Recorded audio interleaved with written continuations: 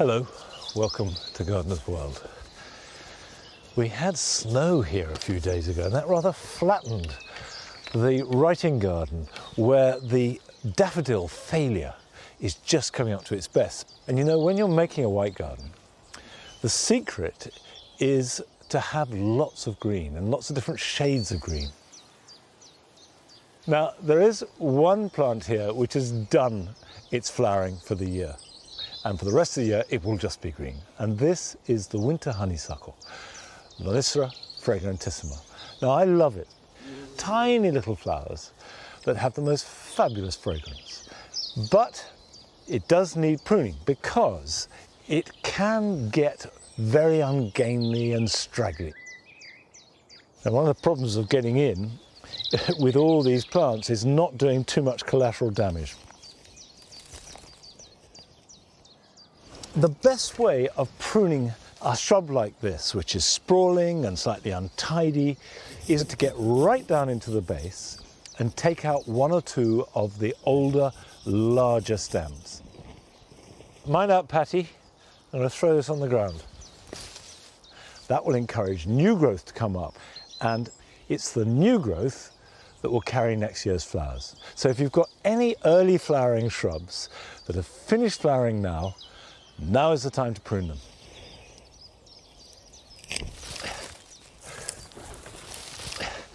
Of course, once you start pruning, there's a kind of flush of excitement. You think, yeah, I'm in the game now. And you tend to go on. So it's a good idea to stop, stand back, have a look, maybe even come back to it another day before going mad. Now, coming up on today's programme, Joe discovers an Arcadian retreat in the heart of London. It's about keeping the gaze in. So when you look onto your garden, you feel it's your paradise. It's what you kind of look forward to when you get home from work. It's what you look forward to when you wake up in the morning.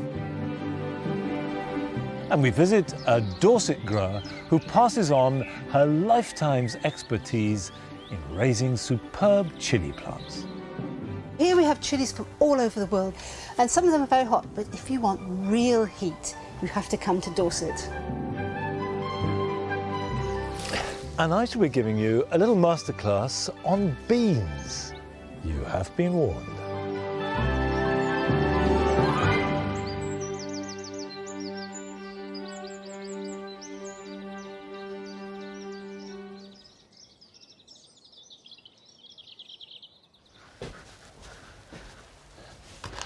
A few weeks ago, I got out my dahlias, sorted them out as I do every year, and most of them I potted up, planted them fairly deep in the compost, and put them somewhere frost-free but with light so they could start to grow. But a handful I plant very shallowly, so the tubers are right near the surface, and by putting them on a heated surface, watering them really liberally, they've grown much faster. So after a few weeks, we've got some nice, strong shoots, and this makes ideal cutting material. Now, if you take a cutting, you get almost a clone of the parent. So if you've got a favourite dahlia plant, the best way to propagate it is from cuttings. Now, I do need my glasses to do this because you need to get a sharp knife and get right down at the base of the shoot so you can feel where it joins the tuber, and then slice at an angle.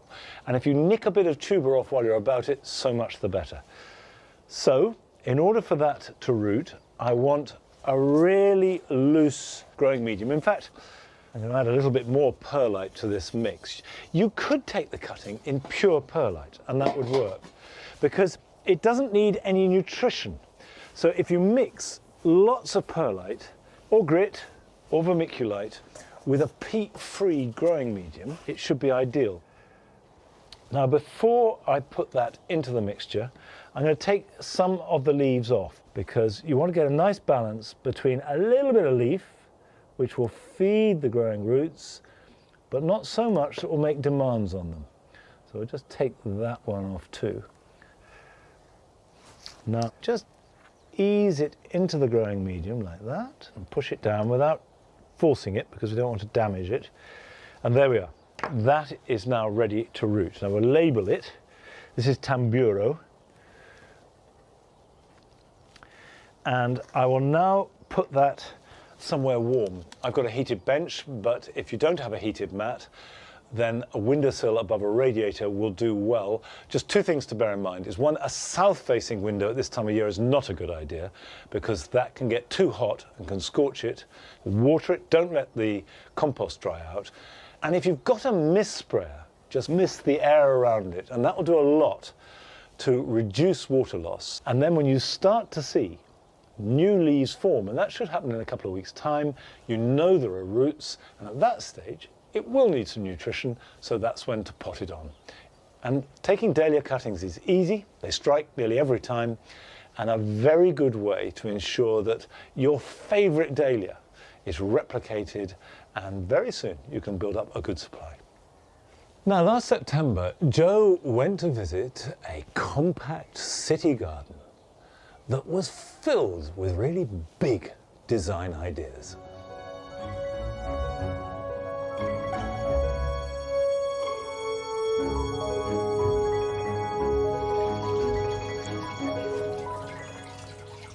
Imagine a garden with a copse of trees, woodland planting in the dapple shade beneath, the trickling of a water feature and various places to sit. Sounds big, doesn't it? But here in West London, there's a garden which elegantly combines these features within a 10 by 7 metre city plot. The creative force behind this wonderful garden is designer Adolfo Harrison. Adolfo, it's a beautiful garden. You know, it feels like a haven right in the middle of the city. But what was your approach to the design?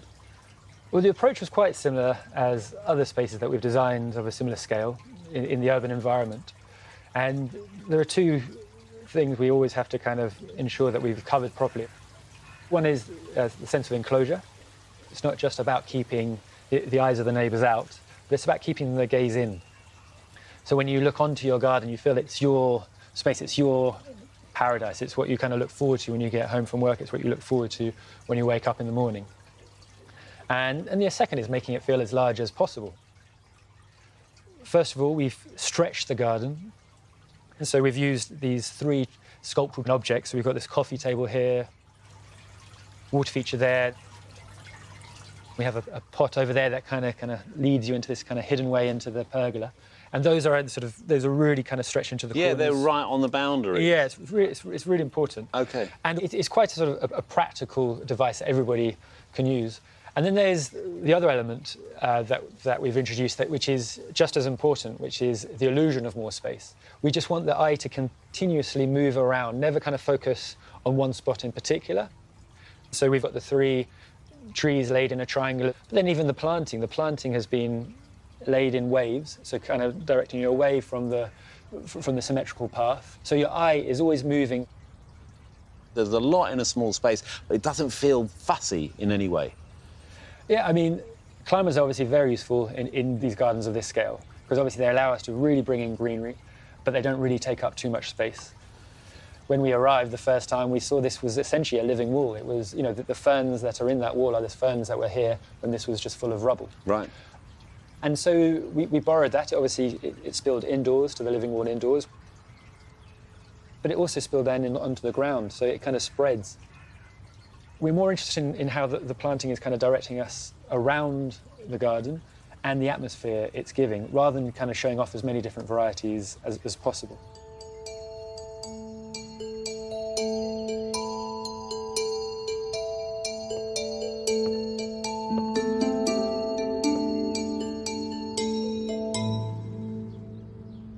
Now, off to one side of the garden is this beautifully enclosed private space. It's fantastic. And this plant is really doing a job. There are these uprights covered in Trachelospermum jasminoide. It's a really well-known plant, the star jasmine. But a lot of climbers get quite messy, a lot of growth on top and none at the bottom. This is perfect for the job. And it separates this space off fantastically well. And look at this. There's just a really great dining space here, a bespoke table and a built-in bench.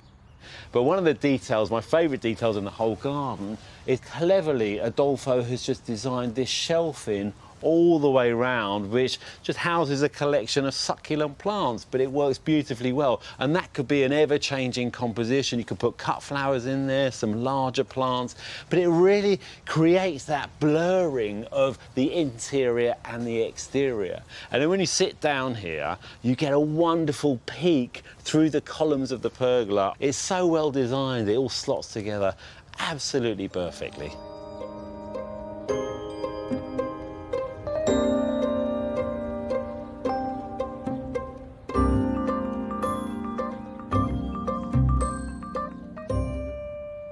Adolfo has brought the plants right into the middle of this garden, and it creates a very naturalistic effect, a sort of semi-woodland effect in a way.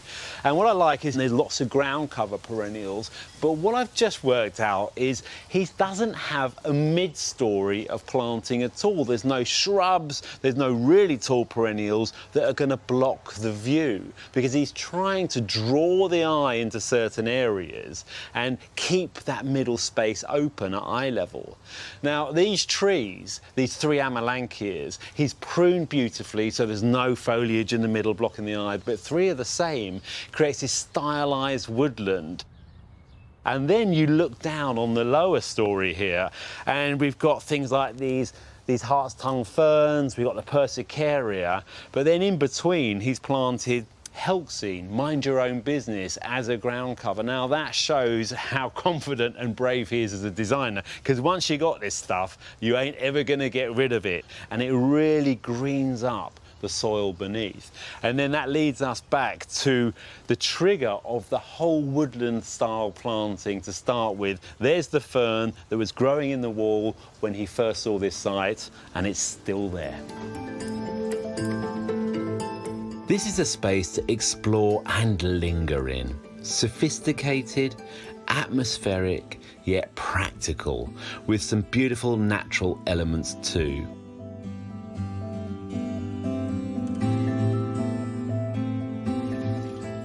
It's a garden that really feels part of a home.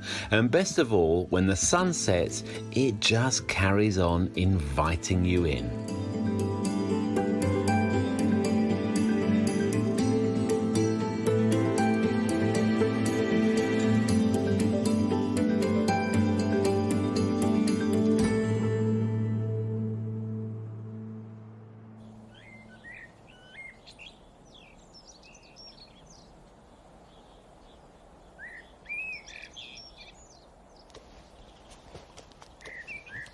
Two things struck me about that garden.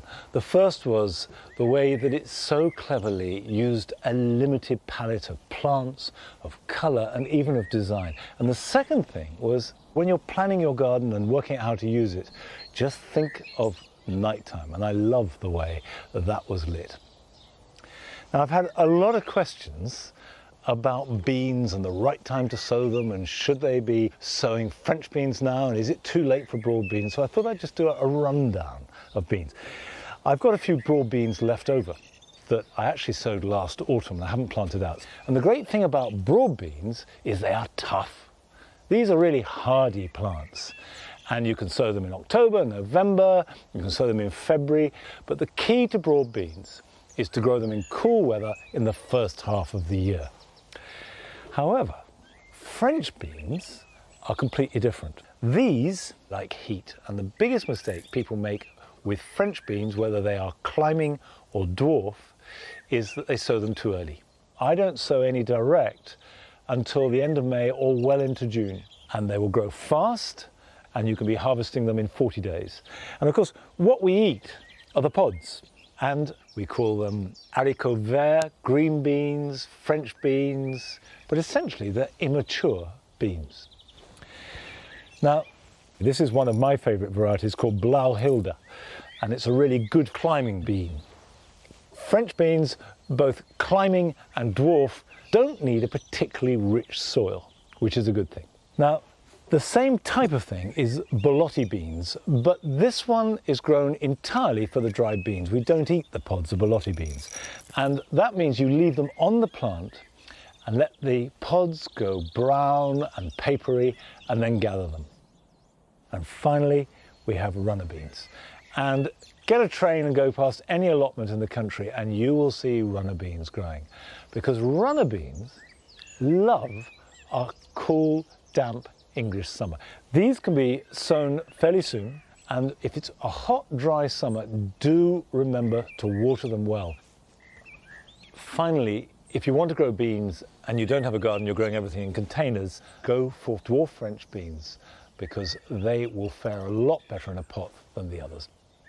Now, of course, all these beans are best grown outside in full sun, but we've been sent a film by Amy Shaw from Norfolk, who is growing something that is going to be much happier indoors wherever possible.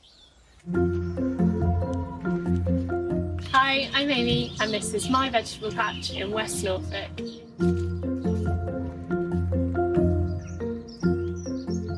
So I wanted to talk you through how to grow your own loofah sponges. So I used to think that loofahs came from the sea, but in fact they're actually a type of gourd, and they are a member of the cucumber family. So you can grow your own homegrown, sustainable, plastic-free sponges. Loofah seeds can be quite difficult to germinate because they have quite a hard casing on them. So I have a little trick, which is snipping one end of the seed with some nail clippers. So I snip a tiny bit off the round end, and then I fold it in some kitchen roll, and then I soak that kitchen roll in some room temperature water before popping it in a pot and into a plastic bag. And then I'll always leave room for air to flow in and out, and then I'll keep that somewhere dark but somewhere warm, and germination should happen within a few days. They are vines, so they will need something to climb up, but in a few months, at the end of summer, I should have some large loofah gourds to then peel and shake out all of the seeds, and I will get some homegrown sponges. My loofah sponges are perfect for scrubbing the dishes. I also turned some into gifts, and I made them into soaps as Christmas presents last year for friends and family. So it's just another idea for using these amazing homegrown loofah sponges.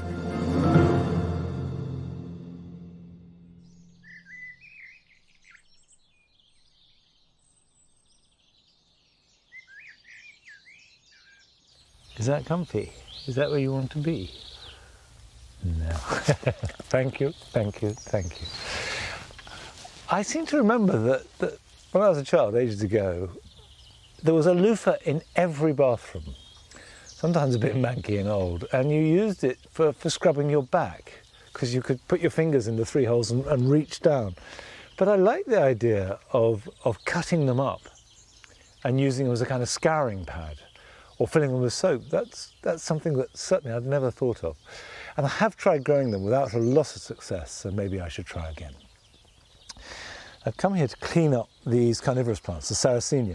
And although they look very exotic and special, in fact they are pretty tough.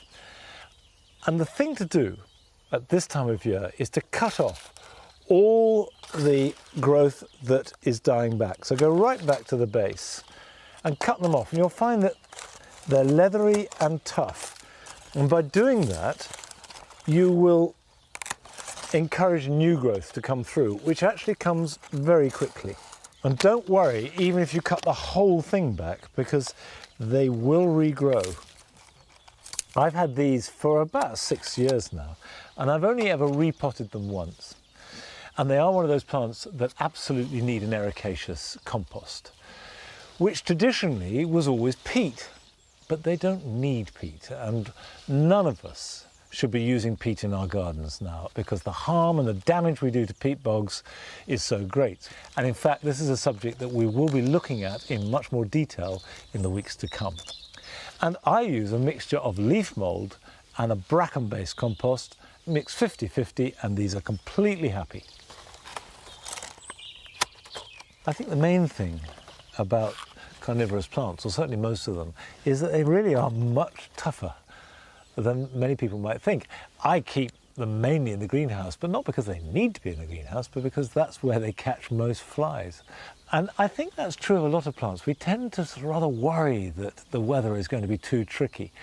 Whereas with some careful placing and a little bit of protection, it is extraordinary what you can grow in the most unlikely of places. And a really good example of that is found in the garden of Dolly Charles, which is in mid Wales, not so very far from here. And it's worth having another look at it to see what's possible with a little bit of adventure, inspiration and skill.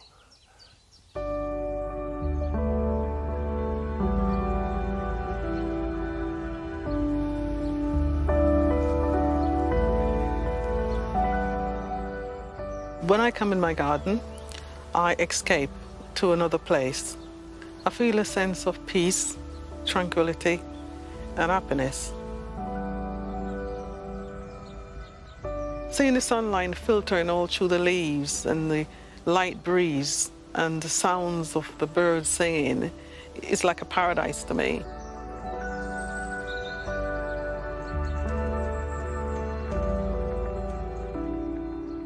I grew up in Jamaica, West Indies, in East Portland, up in Scotland. Creating a garden like this remind me of home. You take me back to my childhood, walking down a hill and seeing the sunrise coming up, seeing the sea and all the ponciana and the bloom and the flowers and everything just bursting out.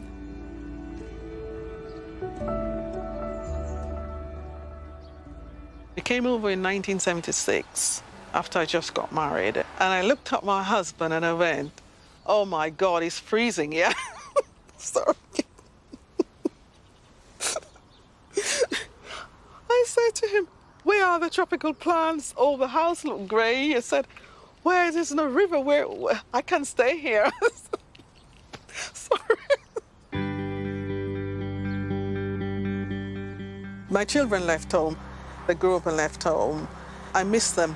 I miss them terrible. And once missed them, I start thinking about home again. So I started a garden and I joined Newtown Gardening Club. And those were the days you get 50p plants or you get swap. And I started to build on it slowly. From ever since, I just keep on with the garden.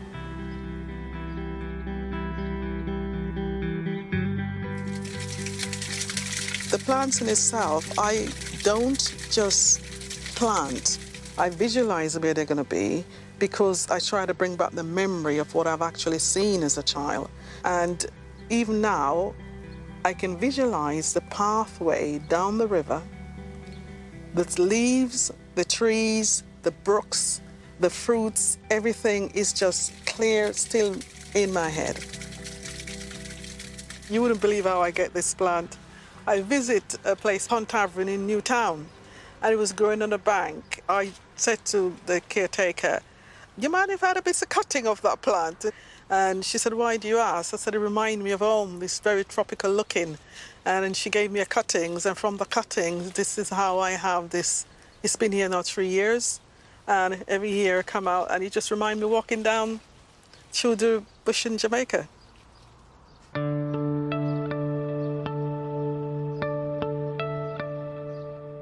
Here in Wales, the climate is one of my drawbacks, and I learned there must be a way of getting foliage colour.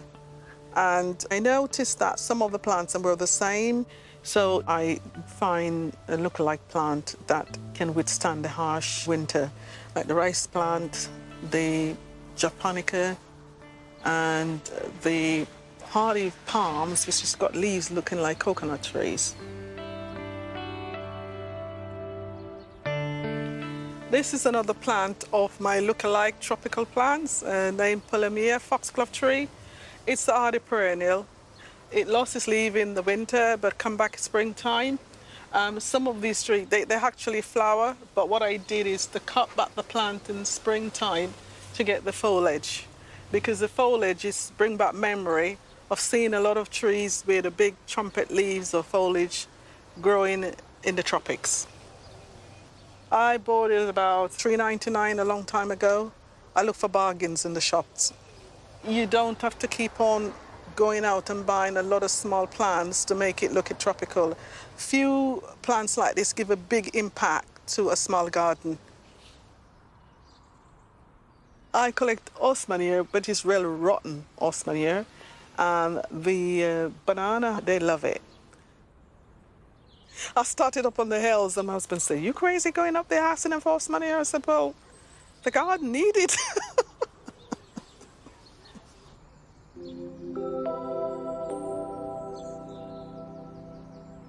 My garden has been influenced by my My grandmother was from the Arawak Indian Taino tribe.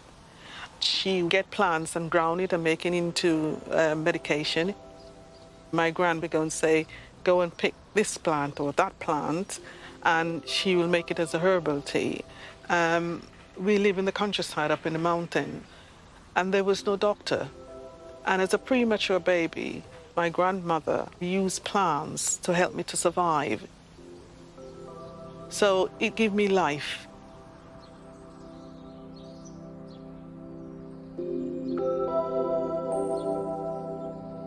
My grandmother used to like eating this plant.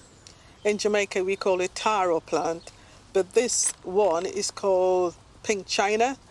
And the taro is like a tuber, and when the tuber is fit enough to be eaten, it contains a lot of carbohydrates and it gives you a lot of energy. It's very hardy. I left it out in the winter and it come back.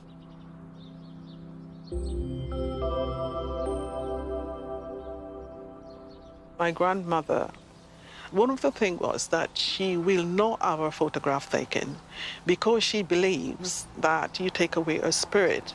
So a lot of things in the garden just remind me of my gran. This garden, it really gives me a sense of well-being, security, and how to survive in life. And my way of surviving is to have memories, and they're sweet memories.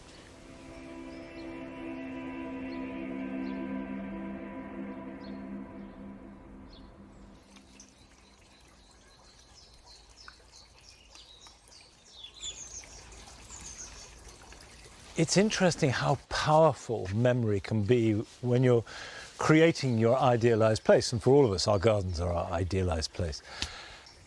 Here in the Paradise Garden, one of the key features are these tulips. This is Tulip acuminata. And you can see that it is extraordinary with these very long petals that are spidery and wispy, quite unlike most tulips. And they're so elegant. Still to come on today's programme. Nick visits Ham House, where they're looking at some novel ways to control box tree caterpillar. This one smells of basically caterpillar excrement. Fancy a sniff? OK, let's give it a go. And I will be planting a long-term alternative.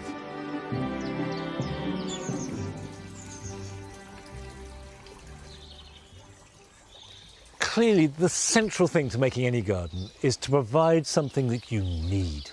And that's always going to be personal.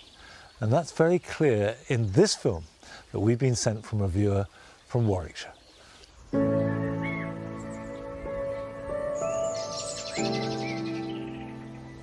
I'm Gary. I live in Warwickshire and I've been a gardener all my working life. But whilst at work I'm used to acres of wildflower meadows, planting trees and growing all sorts of fruit and flowers. At home, my gardening is on a more humble scale, and I'm happiest just pottering or with my head in a good gardening book.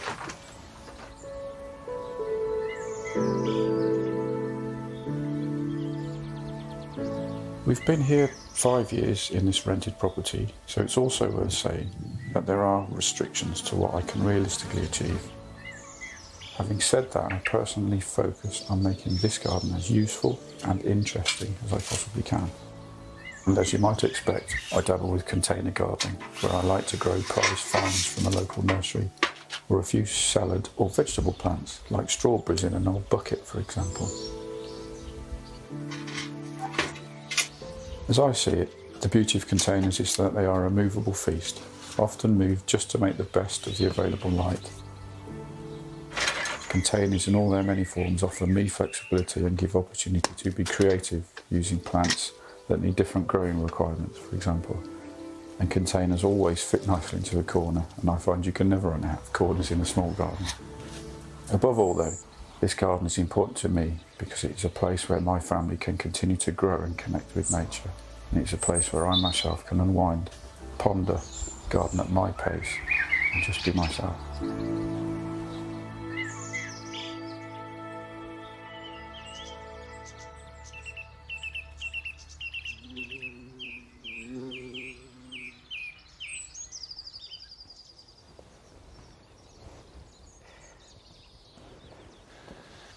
I think that is the essence of what we love most about a garden. It's somewhere where you can be at peace and be yourself. It's your space. And the fact that you're creating it and you're doing it is empowering. Well, what I'm doing now is preparing to plant a yew hedge. But planting yew hedges is really special because a yew hedge can live for hundreds and hundreds of years. We know that yew is one of the oldest living things on this planet. And if you're looking for a replacement for box, don't pass yew over. We tend to think of it as a great big hedge. It doesn't need to be. 2 to 3 foot tall is a good size for yew, and it keeps clipped and nice and dense, and of course evergreen. Right, I am planting cuttings. Cuttings that we started to make about 6 years ago, and they're not difficult. They strike really quite well. And yew is not the slow-growing plant that people think it is. For the first 10 to 30 years, it grows quite vigorously.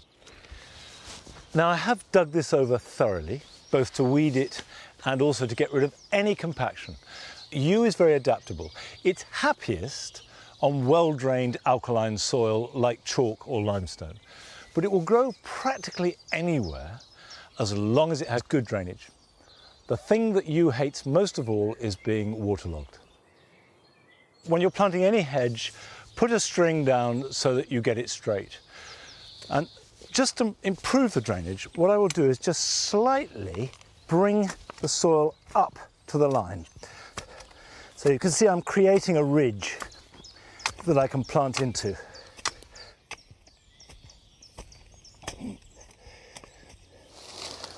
They're all slightly different shapes and sizes, and they will look a bit raggle-taggle initially, but then I will cut the tops of all of them, and that will encourage bushy side growth.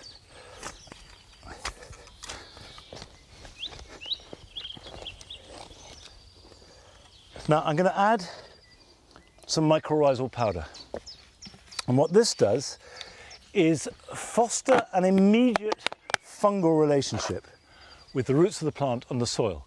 So I will just sprinkle that on. It's got to be in direct contact with the roots. Put that like that, and there we go. So it's very shallow planting. Now to get the distance right, and I need my spacing stick. Now, I don't want this to be 6 to 8 foot tall. I intend to keep it 2 to 3 foot tall. So therefore I don't need such big plants, but I do want them to be compact and healthy. So I've cut a stick here, which is about the right. This is about 18 inches. It's a little bit longer. So you just put it on the center, not from the edge of the growth, but the center of the stem, and put that there, and that's where the next one goes. Now, yew is poisonous to livestock. And if you have a puppy that chews on yew, then you should take it out of their mouth. And all our dogs have done that at some stage or other.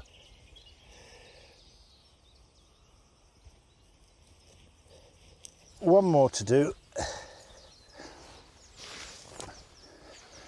I will stake each of these with a bamboo stake just until their roots get established, which will be for a couple of years. And it's not a bad idea when you're planting a young hedge of any kind to stake them all. Now, just because I've planted those very shallowly on a ridge, and just because they need good drainage, don't assume that they don't need plenty of water. When I've planted them all, I will give them a really good soak, and I will continue to water them, unless it's wet, every week for the rest of this year. Yews do need moisture, particularly when they're young, but it must drain away. Now, it's worth remembering that I'm planting these yews in the first place because our box hedges, which I loved when they were in their prime, proved to be hopelessly riddled with box blight, and we grubbed them all out earlier this year and burnt them. However, in London and the southeast, box tree caterpillar has arguably become a bigger problem than blight. So it seems to me a good moment to revisit Ham House with Nick, where they are trying different ways of tackling the problem of box tree caterpillar. Commonly known as box, Buxus is a true stalwart in British gardens. It's a versatile plant which can work in spaces both big and small, from large practical hedges through to 17th century inspired gardens like this one. But it's a plant that's seriously in the wars. First came box blight, which is a devastating fungus which causes the leaves to turn brown and the growing tips to shrivel. And then this arrived, the box tree caterpillar. And I, like so many other gardeners, know the absolute devastation this little beastie can cause. Box tree caterpillars are active from March to October. Female box moths lay their eggs on the underside of box leaves, and once these hatch, the caterpillars rapidly feed on leaves, often causing almost complete defoliation of the plant. Today, it's one of the top garden pests in the UK. One of many gardeners constantly battling it is Rosie Files. Oh, Rosie, this is devastating. It is, and we have not done one thing to this box to control the caterpillar in 2 years of having it. So what you see here is leaves that have been eaten and then some webbing. And where there is webbing, the caterpillar tends to be hiding in leaves.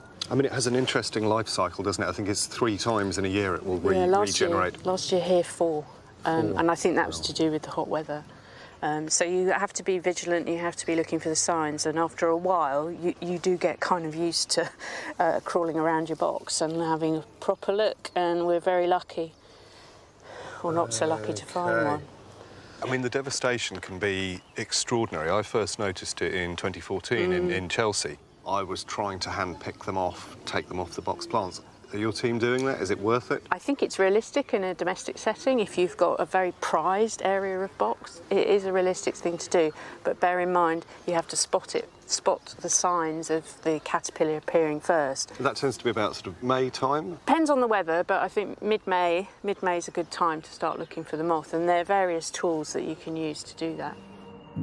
Rosie's chosen to leave the problem uncontrolled in the kitchen garden and plans to replace the box hedging here. In other areas, once caterpillars are sighted, they're targeted with a biological spray. To tackle the moth, she's using various methods with the help of Chris Poole, the chairman of the European Boxwood and Topiary Society. Tell me, Chris, what's your particular approach here to dealing with the problem? I know it's multi-stranded. Yeah. First thing, though, is you need to know whether you've got the caterpillar or the moth. And let's start with the moth. To do that, you use one of these things, a pheromone trap, easily available online. And the pheromones come in a variety of different styles, sticky gels, or these new ones, which if I open this one up. And so these would lure in the moth, it would get stuck and then tell you that they're present? Yeah, basically it smells of lady moth, and the male moths will go for it. And this one lasts a whole season. From May through to October, that will keep the male moths coming for your trap. So it's the females that are laying the eggs, which cause the caterpillars and the problem. So why are you trapping the males? Yeah, females are laying around 700 eggs each. And why are we catching the males? Well, the males come out first from the eggs. And there are twice as many males as there are females, just to make sure the action happens. So they really are the indication that the problem's about to occur? Yeah. Recently, Chris and his team have been trialling unique new ways to tackle box tree caterpillar, which could prove even more effective. We were contacted by a German company who have a deterrent which should stop the female moths laying their eggs, and we've got some in the hedge here. In one of these pouches that is gas permeable, and this one smells of basically caterpillar excrement. Fancy a sniff? OK, let's give it a go. OK. It's actually doesn't could be smell. worse. It could be a lot worse. Yeah. We've got a different flavour, or in this case, really different smell, doing the same sort of thing of deterring the female moth. OK. What does that Try one it this smell time. of? It's very herby. It is thyme. So what they found was that the female moths were repelled by the smell of thyme. And this is the thymol that's in thyme, the sort of active compound. Absolutely. And if you just grow thyme next to your box, I'm afraid that's not a strong enough concentration of it. This is much more concentrated, and it should, fingers crossed, deter the moths. I mean, what's fascinating for me is obviously this is extracted or a concentrated form of thyme. And actually, thymol is a biocide, so it kills all living organisms, yet we manage to eat it somehow. In small doses, it doesn't hurt us. But fascinating that it can be used in this way. So this has got a distinctly nicer smell than the other product. Certainly better than the poo. Another method that could soon be available in the UK is the use of parasitic microwasps. They lay their eggs inside the egg sacs of a box moth. Once the wasp eggs hatch, they eat the eggs of the moth. So it breaks the life cycle. It breaks the life cycle. Hopefully next year we'll get the licence in the UK to import these things from the Drôme region in France. They arrive in the post, and inside you'll have the microscopic wasps.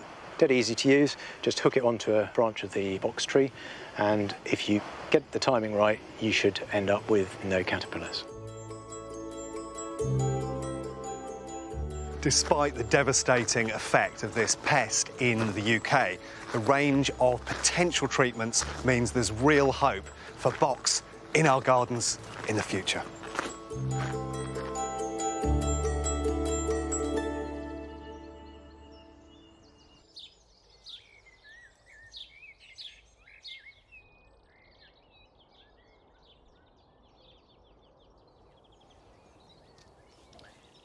They found at Ham House that the thymol has been pretty effective. And by using it, they are managing to contain the moth, not eradicate it, but just keep it under control so they can still keep their box hedging. They've stopped using the caterpillar poo because the smell was so offensive. But there is no doubt about it that box, which for so long was such an easy thing to grow, is now something you do want to think twice about before planting. Now, I sowed these peppers in the middle of March, hoping that as many of you as possible would sow them with me too. I've got two types. I've got padron, which is essentially a green pepper that is not hot, or at least not usually hot, and the other is de Cayenne, which is hotter, but not blisteringly so, and both of them quite easy to grow.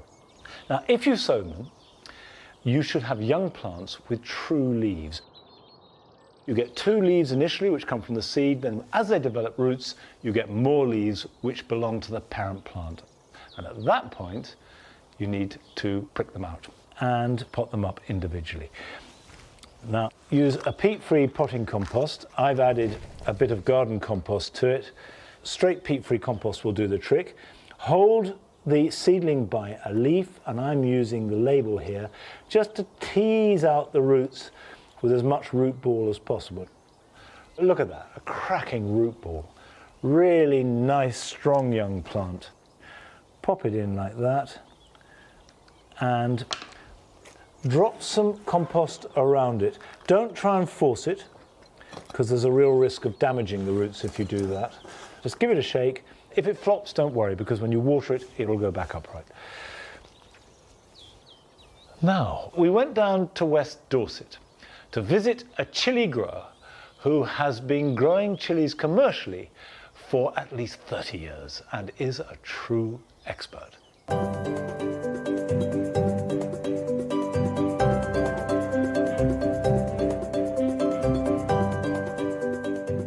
There is no other vegetable that has such variety as a chilli. The colour, the shape, the flavours. You can experiment, you can look, you can be wowed by them. They're just fun to grow, they're happy plants. My name is Joy Michaud, and I grow chilies and exotic vegetables in West Dorset on this slope overlooking the English Channel, which is a bit of a problem sometimes because we go up and down an awful lot, keeps us very fit. south facing the sea, so we get a lot of light reflected up from the sea, which is, for vegetable growing, is superb, and particularly for chilies. Chilies like a lot of light. I've been growing chilies for 30 years. We lived in the Caribbean for about 5 years when we sort of started learning about them. And then when we came back to Britain and we started growing chilies, and it went from there. Part of the fun of growing chilies is that they come from all over the world. We have chilies from almost every country you can think of. This is a poblano chili. It's from Mexico. Very mild, really good tasting, but very mild. If anybody goes to Spain, they'll probably have the tapas dish called pimiento de padrón, and this is what the plant looks like. Now, for the tapas dish, they should be picked that size. Now, this is very immature, very young, very immature, and it doesn't have any heat. If they're picked a bit bigger or allowed to get a bit older, even if they stay small, they will get hot, which is why sometimes you will have a very hot one on your dish. They often say it's like Russian roulette. You never know when you're going to get that occasional hot chili. We've got the poblano and the padrón, which look roughly like chilies, but then we also have another one here called wiri wiri. You see these beautiful round, pure round chilies. This is from Guyana, which is Central America. Now, this is a different species and it's got a different flavour and it's absolutely delicious. Very hot and really aromatic. So if you talk to anybody from Guyana and tell them that you've got a wiri wiri, their eyes go glassy. They just love this chili. If you're going to grow chilies are very easy to grow. The only difficult bit is the sowing, the germination. You want to sow in January, February or March. But they're from the tropics, they need that warmth. They need to germinate at around 27 degrees centigrade. So you need some external heat. If you haven't got a propagator, then find a place in your house near a radiator where it is going to be warmer. Then after that, lots of moisture because it's got to stay damp. You don't want it to dry out and it will germinate. As soon as it germinates, those plants need light. The sunniest windowsill you've got. Even then, I would recommend putting a mirror behind it or a board with aluminium foil because that reflects light back so it gets light from both sides. Best way to tell how hot a chili is, the hottest bit is at the top where the main core is, and then the mildest bit is at the tip. A lot of people will taste see how hot a chili is, might nibble the tip. Doesn't tell you anything. It's going to be mild at the tip, even if it's a hot chili. So roughly about a third down from the stem is where the average heat level is. So to find out how hot it is, snap it there. Now snap it down to the ground, not towards your eyes. And there you've got the chili. Most of the pith is there, so that's where the heat is. Now, to see how hot it is, do not put it in your mouth. It might be really hot, and if it is, you're going to regret it. So what we do is touch it with your little finger, because you tend to rub your eyes more with your hand, with your main finger. So rub it like that, and then lick your little finger. If it's hot, you'll know straight away. If it's not very hot, it takes a while, but at least you've got some concept of how hot that chili is. Then you've got a better idea of how to use it and how to cook with it.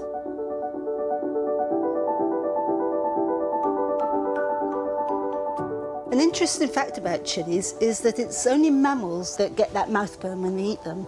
So birds can eat them without any ill effects, and then the seeds pass through without being damaged, and then of course they spread the seeds all over the place. Mammals, if they eat a chili, they'll destroy the seeds. Now, we have a problem with mice on our nursery. We've got a population of mice that love our chilies, but they are mammals, so they are getting that mouth burn with every chili they eat. They've obviously learnt to like them.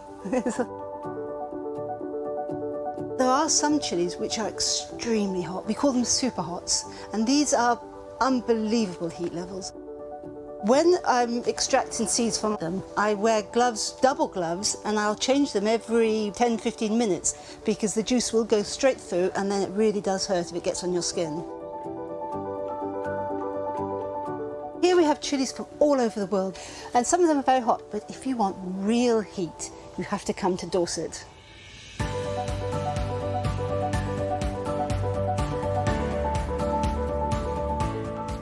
There was a chili from Bangladesh called Naga Moorish, and it was extremely hot. There was no seed available, so we had to get the seeds from Bangladeshi shops, and we got them to grow. After about 8 years, we had what was turned out to be a very uniform crop each time, and that's when we called it Dorset Naga. So at that point we thought, well, we better see how hot it is. There was nowhere in Britain at the time to get chilies tested. So we sent it off to the States, and a little while later we got a phone call back from this person who'd been testing chilies all his life. He had never tested a chili that hot before. This was way hotter than the Guinness World Record holder at the time, and that was at 577,000 SHUs, Scoville heat units. This one was close to 1 million. It was picked up by the national newspapers, the international newspapers, and that went out on the 1st of April. And so we got so many phone calls that day, all over the world. Is this an April Fool's joke? Because this was happening. West Dorset, the hottest chili in the world, in West Dorset. But it was true.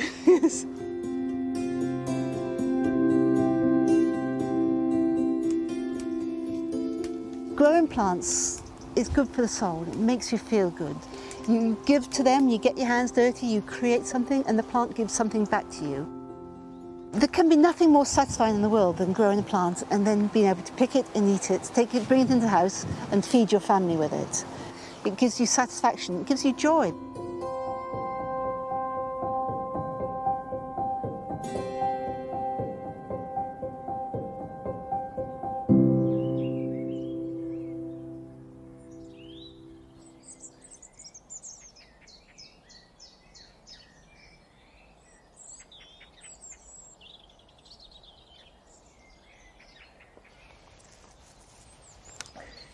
It's not just growing chilies that is a joy and good for you. Eating them is too.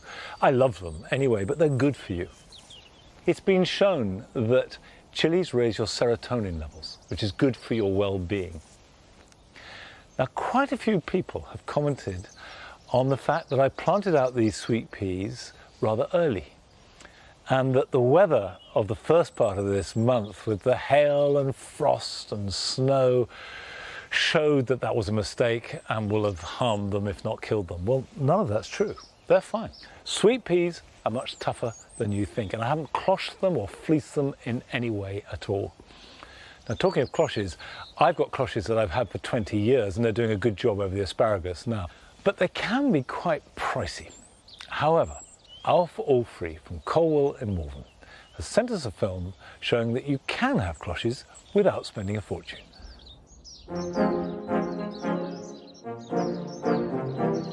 Hello. I decided this year that I needed some cloches to protect my vegetables. I looked at various options and I was quite appalled by how much they cost. Anyway, I went to the local DIY store and bought a piece of corrugated plastic. And then I have carefully drilled holes all along there. And into the holes, I'm going to insert a metal rod. And I've made this former, so all I need to do is to bend this round, like so. And then I have made one of the legs that will go into the plastic to make the cloche. I then thread the plastic over the legs. I've done one at the other side. And then just work the plastic over, and lo and behold, I have a cloche. And here are the cloche in use in the garden. The right-hand one has got radishes underneath and they've germinated nicely, and the left-hand one has got beetroot. So I have managed to make 4 cloches for £6.20 each, which I thought was pretty good.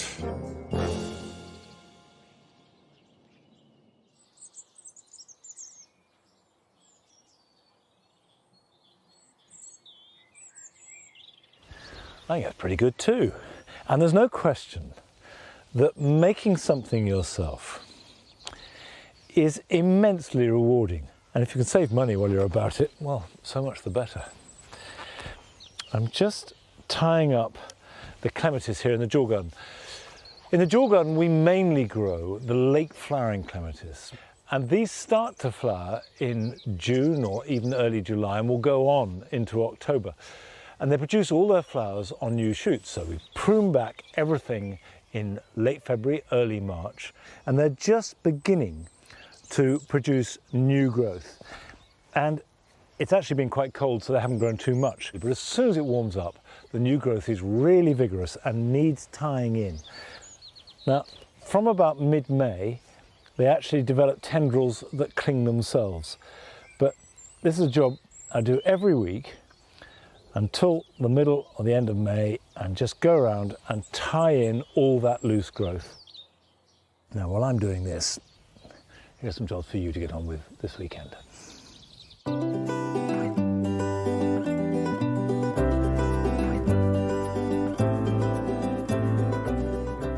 The secret of good plant support is to put it in place before it is needed.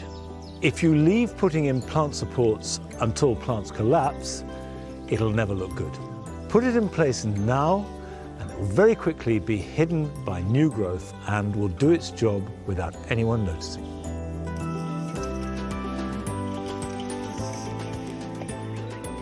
It's not too late to plant shallots or onion sets out direct. But if, like me, the ground was too cold a few weeks ago, so you put them into plugs, they will now have strong shoots and roots. So they can be put into the ground, spaced either in a grid or in rows about 9 inches apart. And very quickly, they will establish as strong plants that will produce lots of new shallots. Cosmos are tender annuals, so it's a little cold to plant them out yet. To keep them growing strongly, prick out the seedlings that you sowed earlier into individual modules or small pots. Water them and put them somewhere warm where they can be grown on, so that you have nice, strong plants to plant out after the risk of frost has passed.